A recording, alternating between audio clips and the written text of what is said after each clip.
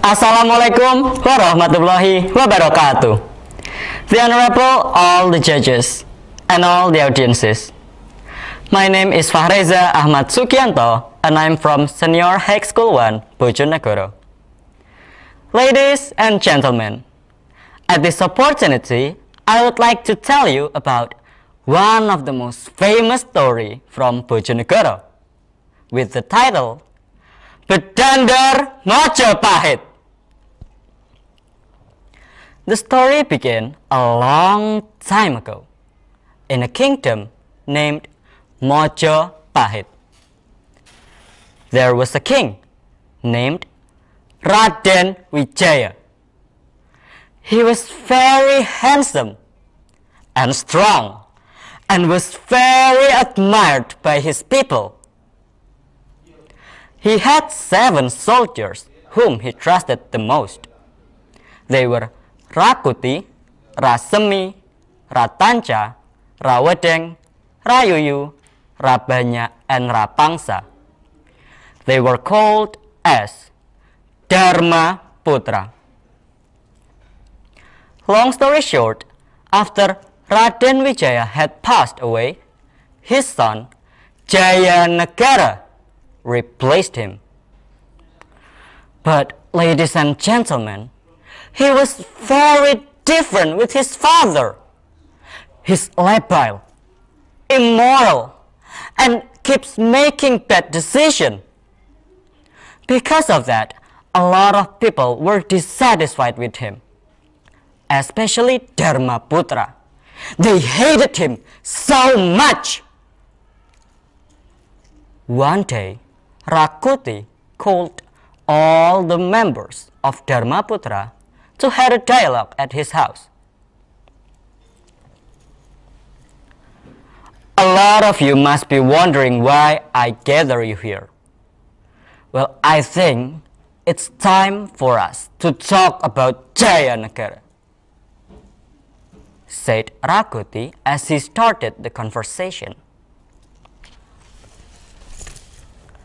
Nah, stop it. We're all tired from hearing his name, aren't we? Answered Ra Semi. What do you mean? This is serious. We have to depose him. He's such a bad king. He's an idiot. What will happen to Majapahit if he keeps leading this kingdom? Said Ra Kuti furiously. You try to depose him as if we have someone to replace him. What do you mean? Of course we have. You have me. I am Ra Kuti. I will be the next king after Jayanegara is dead. Well, listen. We don't have a lot of time. We will attack the palace in 2 days. I will gather forces now. What Ra Kuti said made the members of Dharma Putra speechless. 2 days later, Dharma Putra and all their forces attacked the kingdom. Gajah Mada was very surprised because the attack was unexpected. Well, ladies and gentlemen, if you were Gajah Mada, what will you do? A. You save the king and brought him somewhere far away. Or B. You just run away and save yourself. I'm sure you guys will choose the A. Now let's back to the story. Gajah Mada saved the king immediately. He brought him to a village named Bedander, far away from the kingdom. There, they made a plan about how to end the rebellion.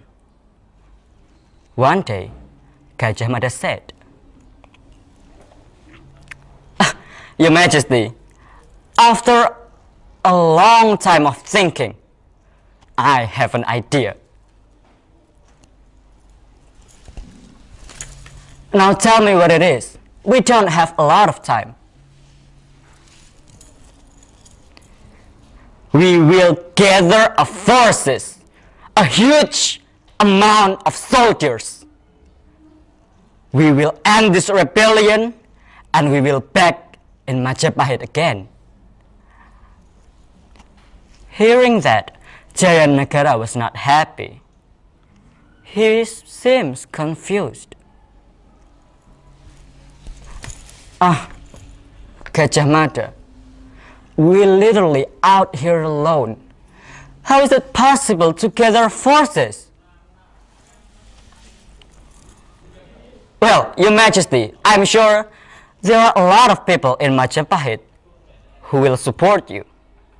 I will go there alone, and I will ask for their help. Jayanegara had no other choice, so he agreed with Gajah Mada's idea. After that, Gajah Mada took a long trip back to Majapahit. When he arrived, people were asking about where their king was and why he had came alone. People, calm down. Your king is safe. But now, there is something urgent. I need your help. We have to make forces to end this rebellion. We have to kill Ra Kuti and all of his henchmen. Hearing that, people of Majapahit were cheering. They were on fire. The next day, Gajah Mada and all of his soldiers tried to kill Ra Kuti in the palace. The battle went fiercer and fiercer. Eventually, Gajah Mada killed Ra Kuti with his weapon.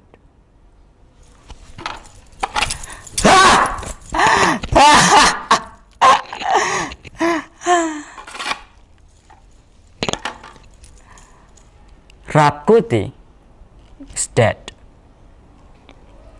Since the death of Ra Kuti, Majapahit went as peace as before. King Jayanegara was back to the kingdom, and the people there lived happily ever after. Ladies and gentlemen, the moral value that we can get from this story is we must control ourselves and do not let hateness and anger lead us towards bad decisions. I think that's all for me. Thank you for your nice attention, and wassalamualaikum warahmatullahi wabarakatuh.